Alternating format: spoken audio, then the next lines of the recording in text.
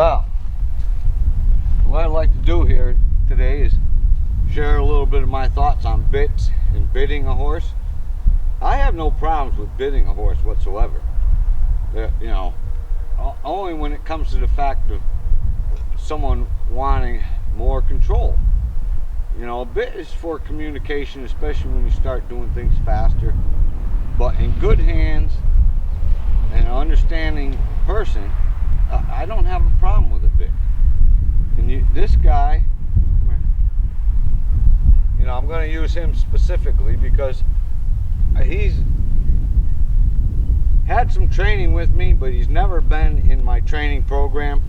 Meaning, if he was here to be trained to be ridden or, you know, fixed up that way, he goes into a strict regiment. He's in a paddock by himself, no other horses. He'll have contact with other horses over the fence, but he never gets to be out totally socialized with other horses. So he's only had a couple days a week with me, and I explained all this in a lot of my other videos with him. But he's at a perfect stage that I get to use him as an example. So he's kind of like what I would think of about halfway through a month's worth of training with me, if he was here to be ridden. So he's never been pastured by himself other than the fact of rehabilitating his feet. And that's a lot of things too. You know, I watch everybody's patterns and I watch how many views my videos get. And a lot of people don't watch as many of the training videos as they do the hoof videos. The thing is that a lot of people don't understand both things are related one way or another. So, you know, the 150 people that will watch this one will understand some of it, and the rest of the people that want the hoof trimming stuff, they'll miss out on it. Because this was this horse's main concern coming in here, was his feet. And had to address a lot of other issues. You know, there's a lot of story to this horse, and explaining it all right here today would be impossible. So I'm going to explain to you how I feel about bits and bitting. So this is a process I would use during his training. Now, he hasn't had a saddle on him in months. I want to say 3 months anyways, maybe 4. So I'm just going to do that because I want to see what state of mind the horse is in. So this is what I'm always checking with a horse. How mentally connected will you stay with me? See, I watch the weight shift. So if you know, I talked to you about the other day about fixing a horse to stand. You know, just the fact that I have a saddle pad. You know, I watch where his weight should go, where his head is tipped at. So I want him really to tip his mind over this way. Otherwise, he's going to leave me, see? He's got bad weight shift already. If he doesn't bring his nose over here and show me some signs of relaxation. So this has a lot to do with what I think about bits and bitting. I don't want to use the bit to get him to relax. What I do in my training and what I get done in a month's time is like riding a horse for years. People say lots of wet saddle pads. Well, I get lots of wet saddle pads within a month's worth of time, and I don't even ride the horse. But I get that understanding and that relaxation, what people try to do, and they do by riding a horse over and over and over again, but it takes a long time. I want to make sure that he's going to stay with me, and that's why I took a little bit more time with the saddle pad on his back. But this is one of his biggest problems here, is always tipping his mind over there.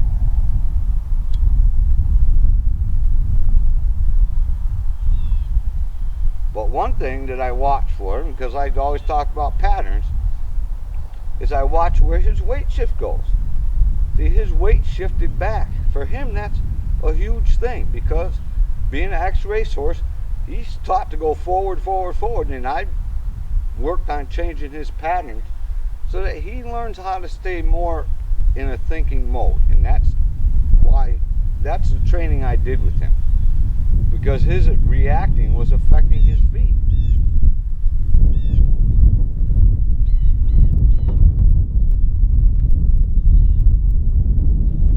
So I'm purposely putting the saddle on him today, just so that I'm checking his state of mind, whether or not he's okay with it. So I have to stop this because I didn't even check the saddle. It doesn't have the damn girth on it. So what I asked him to do was just come back to the barn with me so I could get the girth. And all the time I'm watching. What he knows is that Bill has a plan. So I want to see what he thinks about my plan.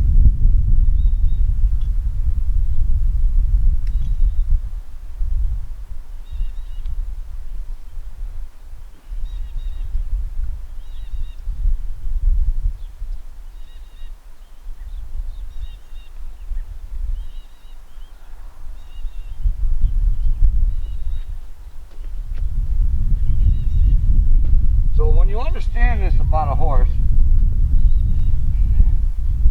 when he'll stay mentally connected to me, to at least see what my plan is.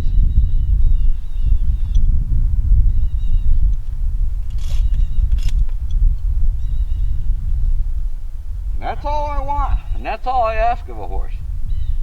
How well can you stay mentally connected to me? And if you don't understand this or how to get it, well, I have my training DVDs on my website. So, otherwise, in a situation like this, I always go back to plan A. If he doesn't stay connected to me, I gotta get him back mentally connected to me. And how I do that is all in my training videos.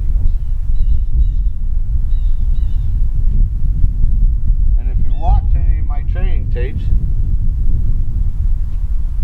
you know that I talked about that when I started riding this horse, I wouldn't bit him, because the bit's going to bring back memories. More than likely, they're not good ones. So I have never even put a set of loop reins over this horse's head before. I've had him in a halter, tie-on halter. I don't use it in the slip over the head type of flat halters or anything. So he's had a halter tied on his head, but the jingling of the bit and everything is certainly. So I want you to pay attention, to a level of his head. And every time I go from here to there, and see, in my last video I talked a lot about from here to there. So everything with this is going to be from here to there. And I want to see and pay attention to what this horse tells me.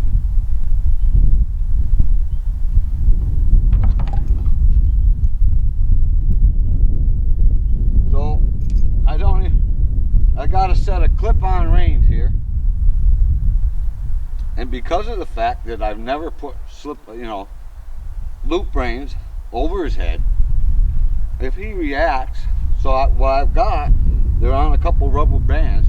So if he reacts, no big deal. The rubber bands are going to snap. They're only small, thin rubber bands. And hopefully I don't make that mistake of slipping them over his head when he's telling me otherwise. Right? So the other thing is, what I have is just a smooth ring, round ring, snaffle bit. It's a sweet iron snaffle. It's got copper inlays. And if I was going to ride him in a bit, this is what I would use.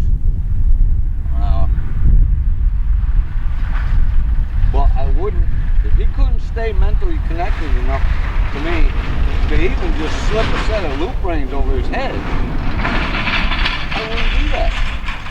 Same thing now, I wouldn't even try to put the reins over his head right now. You see where his head is? It's over there. This is what I'm talking about when people don't understand things. So I asked him to come over here. See, he's still over there. I'm going to touch him here. He's still over there. There you go. And I said, come on, bring your front feet over here. So that's perfect. That's absolutely perfect. So, and you've seen me, what I do with him on a daily maintenance kind of thing. But just because I can touch his ears and get him, that's at feeding time. So I can tell you right now, and you go back in my videos and you see where I every video I put up has a specific little thing. Just because you can do it at the barn at feeding time doesn't mean you can walk out in the pasture and do it out there. And I know for a fact that he's more skeptical if I approach him out in the pasture and ask for him to mentally connect with me. He's more skeptical about it than when he is at feeding time. So understand these things and pay attention to them. So if he knows I have something different, he's still open to the suggestion because I've never ever had a bridle there. And I said I never tried to put loop reins over his head. So the first thing I'm going to do is see, is he going to allow me to touch his ears? Because that's always been a huge thing with him. So I go here, check the softness of this ear. Right? See his nose tips over here? Every time a horse tips their nose over this way, I let go. That's what I want. I want your nose on this side. This is what a lot of people don't understand. So even if I go from here to there, I actually have to step forward to put these reins over his head. Does he tip his head away from me? So I'll go here,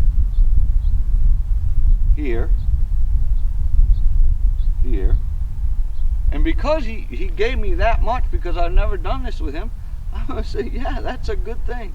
Right now, I think he's doing great. His head is in a good state. So I'm not going to try to rush through this. I want everything to work perfectly. And that's why, when you understand how well a horse stays mentally connected to you, you'll understand all these things. And that's why you can ride in a hackamore with people. See, I feel a little bit of tension in his neck because I went at him a different way. So, and even just that's just resistance, him pulling his head back. See, he's already telling me, if you try to slip them over my head right now, I'm going to pull my head up higher.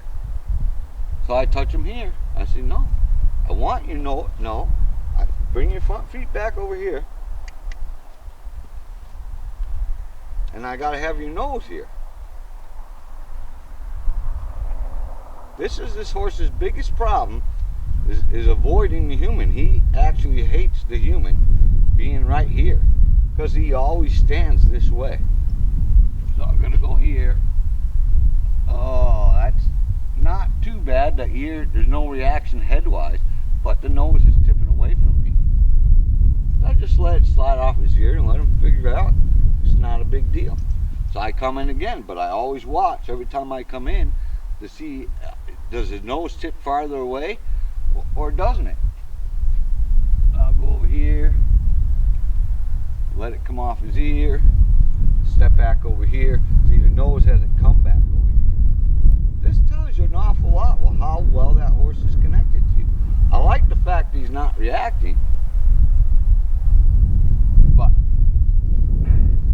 so even bringing the reins across the front of his face, that was good. He actually dropped his head. See, I'm talking to you, but I'm feeling what I feel here. Anytime the horse gives me softness, I give that horse relief. People say, well, I'm not going to go through all that crap. Well, don't. Keep going through life the way you always have. You always have to deal with horses the way you've always had to do it. So this bridle isn't even adjusted for his head. I took a shot at how much it's going to take, and So even as I do this kind of stuff, little bit of reaction there, but not much. And because this guy has always been so explosive, that's what I want to see. Got more blinking going on now. So if I ask him to soften his head a little bit, see there's resistance there. Sure, I can stretch up there and you know, put some pressure on his head. I want to feel what I'm offering him, softness. That's what I want. So when I get a little bit, I give him some relief again. This is where people, they got no patience for this kind of stuff. But if you don't, you never get rid of all that resistance. So I check his ears here, go here.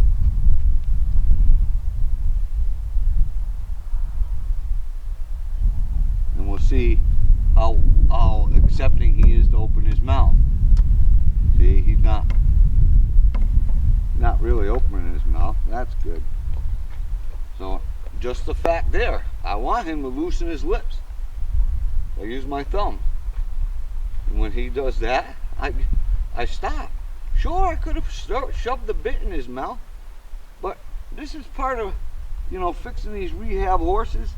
See how much more his head has come down now and relaxed? So instead of creating a lot of bad habits, I want to create positive habits. I want this, more relaxation.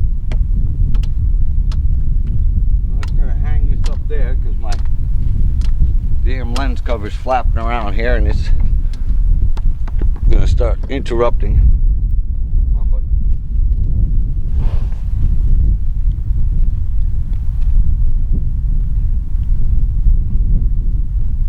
So, see, he's staying really well connected to me. That's mental connection.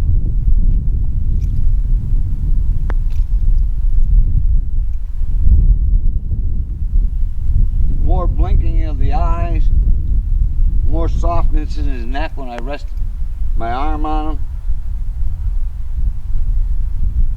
He'll tell me when he's ready to see. Slower, just the fact that we moved off there.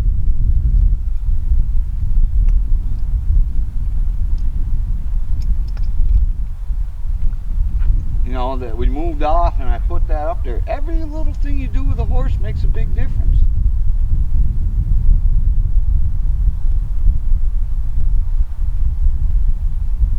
So I want the fact that when I come in and I shift my weight, I want to see how willing he's going to take this. I want to make sure that he takes this willing right away. See, it's slower again.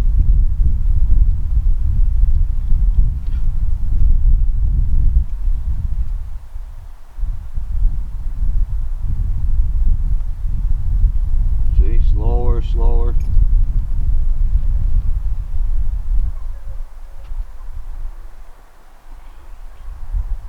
And that was really good. So see, this is how I want a horse to take the bridle. I don't want to have to tie him up. I don't want to have to keep a halter on him. See the level of his head? That's relaxation. And when you understand it, because he feels my relaxation, he wants to see, what is it Bill got planned for today? This is how I want this horse. That anytime if I decided to ride him, so that when I relax, and I'm very relaxed, I want him staying relaxed. So that when I pick up on a rein, he stays relaxed. He doesn't panic, and I don't have to use a lot of force.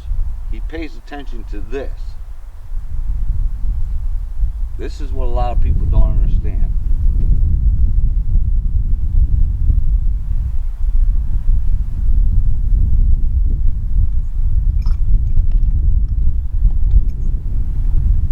So, perfect little man. And now, like I said, this horse, yes, he had some training with me, and yes, I touch him. I touch his ears every day. Every day. I handle his feet every day, because that's his primary thing, was being here for his feet.